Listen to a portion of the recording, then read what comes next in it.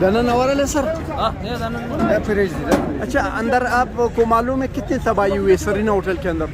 अंदर तकरीबन 5-6 गाड़ी जल गई, 8-10 बंदे का नुकसान हुए अंदर तकरीबन। हलाकतें हुई है। हाँ 8-10 गाड़ियाँ जल गई। हाँ ठीक है। अभी बकाया मोटरसाइकिल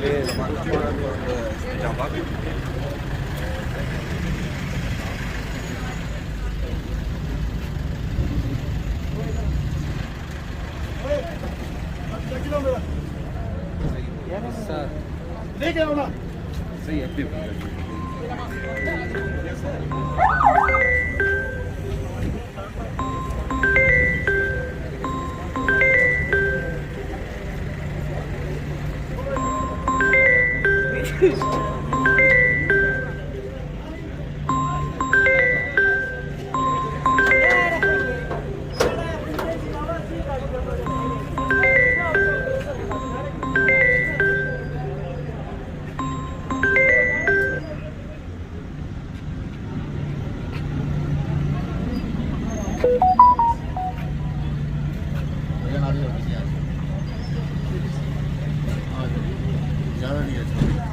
अंदर छोड़ने की इजाज़त नहीं। नहीं, आप चल जाए। ठीक ठीक।